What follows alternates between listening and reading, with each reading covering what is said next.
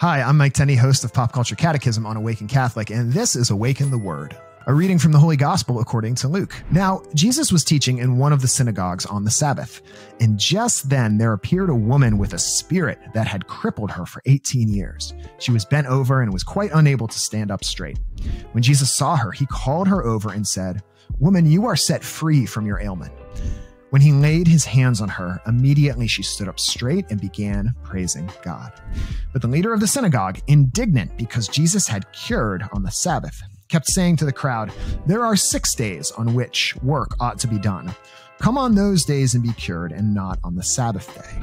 But the Lord answered him and said, "You hypocrites, does not each of you on the Sabbath untie his ox or his donkey from the manger and lead it away to give it water?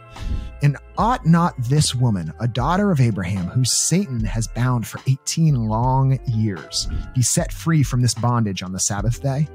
When he said this, all his opponents were put to shame, and the entire crowd was rejoicing at all the wonderful things that he was doing. If you had to sum up Jesus's message today in one sentence, I think it would be this: keep the horse before the cart. Make sure our religious priorities are in order.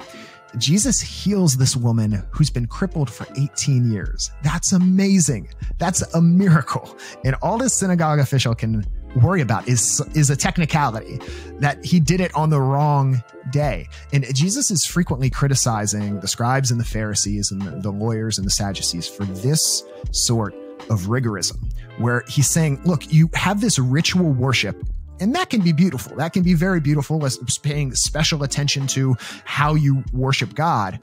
But remember what it's all about. It's all about mercy and compassion and love.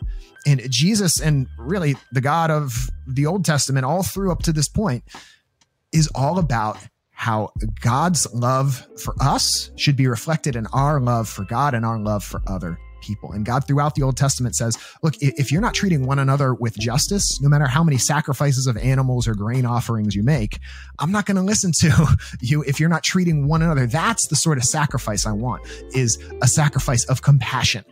You're not just trying to placate me like you try to placate the river god with some cereal offering that you burn on an altar. No, the real sacrifice that I want is justice and mercy and compassion and love. And that's what this synagogue official doesn't get.